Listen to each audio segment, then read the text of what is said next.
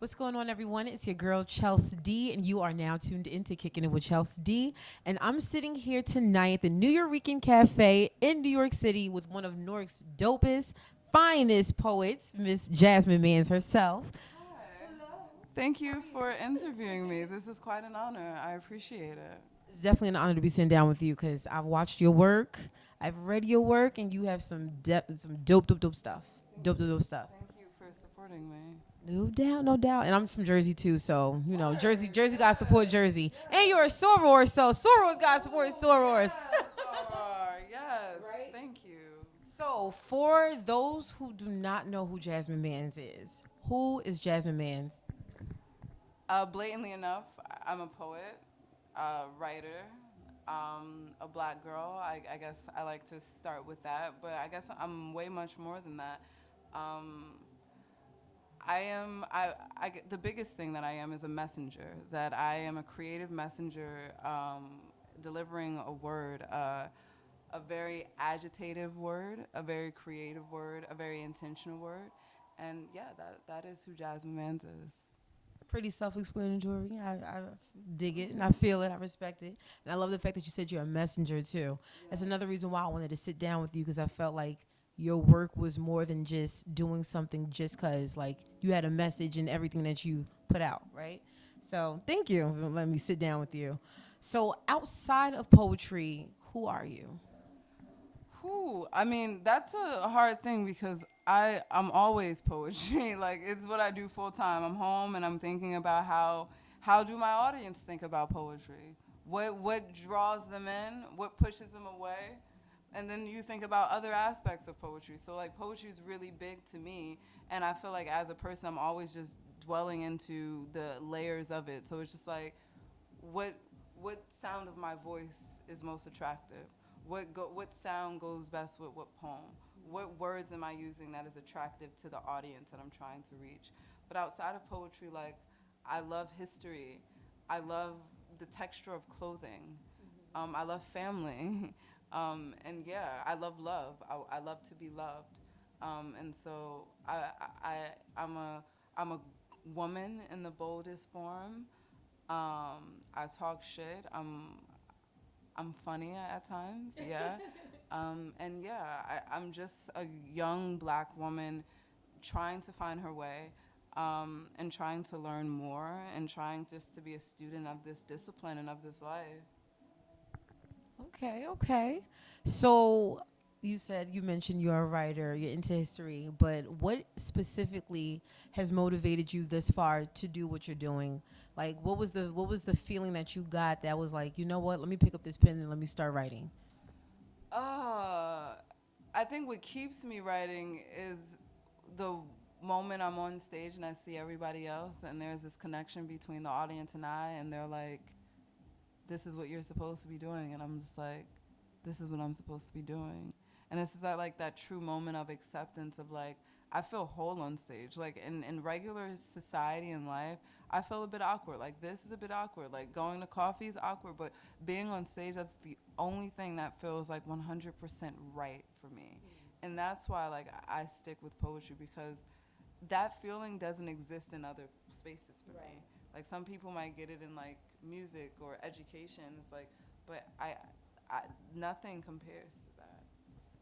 Okay, I like it. I like the fact that you were honest about, being you could say somewhat awkward in real life, but being finding your place on stage, which is fine. Which is I'm an artist myself, so I kind of get what you're saying with that. So I respect it.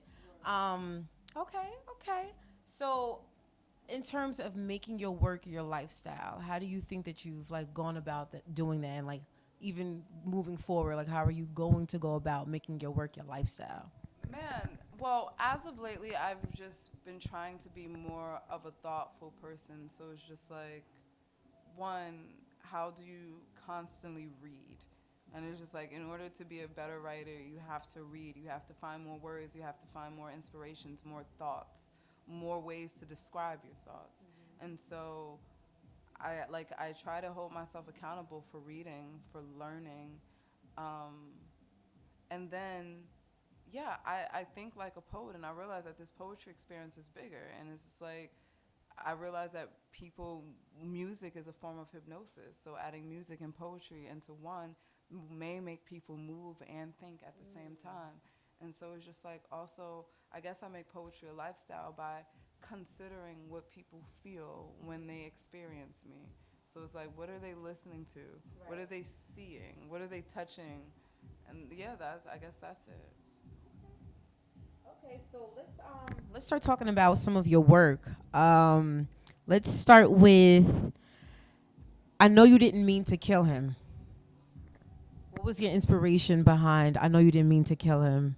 Yeah, my friend got murdered over a summer, and I saw him hours before he was killed, and I thought that that was something that a message from God. Like, I haven't seen him in years, and I just managed to see him the day he got killed. Um, and then I wanted to write about it. I wanted to write about the pain, and I was trying to find the words. And then one day I found these words, and I didn't like it because I was like, no, you did mean to kill him. What are you saying, Jasmine? Like, none of my friends agree with it. It's like you're sympathizing with a murderer, and no one liked that. I didn't even like it. But it was something like, whose job is it to humanize another person if not mine? Like someone, people do terrible things in this world, and it's important that like we realize that if we really believe in God like we say we believe in God, then you humanize people and you understand forgiveness, and you don't use unfortunate situations to stuff your hate and your anger into something. And so yeah, that's what I know you didn't mean to kill him was.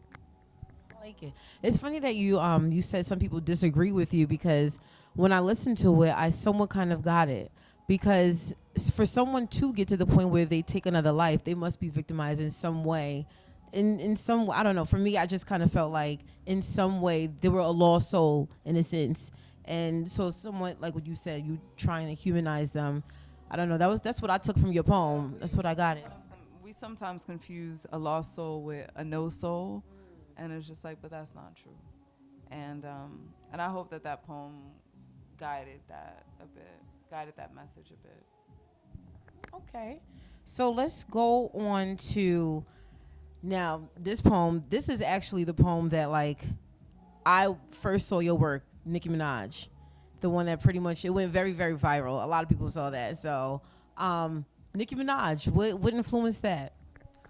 A teacher asked me, one of my mentors, her name is Queen Goddess. She's from New York, and she wrote a poem about Nicki Minaj, and then she was on stage and she performed it, and then she was like, "And Jasmine, finish it." And so I had to go home and write, and so I like started writing what I thought, and then I started thinking about it, and then editing, and then criticizing, and then rereading, and then analyzing and studying Nicki Minaj. Like, I'm a hip hop head.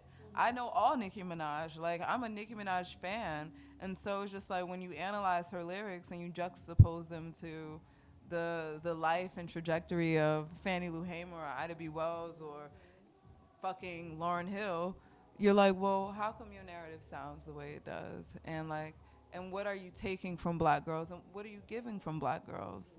And what are you confusing black girls about? And so there were a lot of questions around black womanhood and femininity and sexuality that the poem like ignites. And it's crazy how important that piece became. Like, classes talk about that poem, and it made a way for me. Like, people were excited when someone else talked about a person, and like that poem made a fucking pathway for me that I'll always be grateful for, and I'm always grateful to Nicki Minaj for that. So would you say that in that poem you pretty much was saying what was on the back of everyone's mind, or not really there, but no one would pretty much say or talk about it? Like, how can you be a woman and be out there, showing yourself, and then having little girls? You take the Barbie image in a sense, and then you have little girls. Like, were you trying to tackle that, or? Absolutely, yeah. Because I mean, when you dig a little deeper, every woman has questions like, will I be accepted if I don't shake my ass? Do I have to have straight hair? Can I wear an afro? Can I be masculine? Like, every woman has those questions. Or like, does what you say go against what we stand for? And when we say what we stand for, who the hell is we? Like, is it black women? Is she a representative of black women? If she is she doing a good job? Is she not? Is that too big of a responsibility? All of these are questions that, and I don't think that there are definite answers to them. I believe that like there's a space to talk about it. And then when I wrote the poem, it was like, let's talk about it. Did you hear what she said? And it became a bigger space. But it's just like, you realize that people don't stop doing what they do, but we just add complexities to it. And just like people know Nicki Minaj, they know this poem. And so it just adds another layer. Okay. Definitely love it. So, what about Michelle Obama? How would you say? I know that you wrote that about maybe 6 years ago. How would you say? Would you say that it's still relevant, or if you could talk to yourself 6 years ago, what would you tell that person then that wrote that message now, being that the Obama's about to leave in January, and so like, what message would you share with yourself then, or what message would you give to the girls now, or even more? What would you say to Michelle Obama if you could speak to her, if you had the opportunity? You know, I performed that piece like maybe 2 days ago, and I was like, wow. Like I remember when I was writing this, and Michelle Obama was going into office, and now she's leaving out as our first lady, and it's incredibly bittersweet. And the poem remains the same. Like, thank you, and it even means more now to say thank you because like it didn't get easier. Like I thought this was gonna be this magic moment and this peaceful goodbye. But it's just like, no, it's more work. It's more of a fight. And like to see like my first lady, shake hands with a Melania Trump, a woman who's not even from this country, don't even speak English, you can't be our first lady. Stole her speech. You can't be our first lady. You're not my champion. You're not my woman. And that's what Michelle Obama was for. It was like, thank you for standing and taking all of the punches. Every single one of them. Now I'm gonna ask you about footnotes for Kanye. I really love that one too, and I like how you. Yeah, that's fine. So yeah, just tell us about that.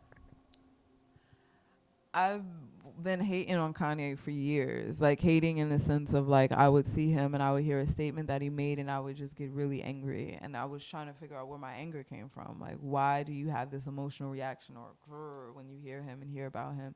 And then I realized it's because you had something to say. And then so I started taking notes on everything that I thought. And then like I started organizing those thoughts and juxtaposing those thoughts to his words. And then I started editing and taking it to my mentors and being like, what do you think? What do you think? And like I treated that piece like a thesis statement. Strong research, strong editing. I took months to do it. I worked my ass off. And it was important to me because I feel like black women and just women and me had something to say. But like it gets like you don't really write shit though. Like who's gonna sit there and write their thoughts out about Kanye? But as a poet, I'm the person who'll do it.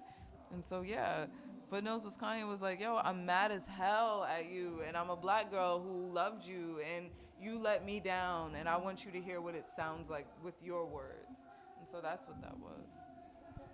Well, thank you so much, Miss Jasmine Mans, for taking time out before your event, your send-off event before you go to the UK. You can hear the music, but it's fine. It's real. It's the reality right now, so it's fine. Thank you so much. Thank you. I appreciate you. Thank you for being so patient with me. I hope you enjoy my show tonight. And I will. I'm sure I will. all right. All right, that's it, y'all. Hi, I'm Jasmine Mans, and I just got finished kicking it with Chelsea.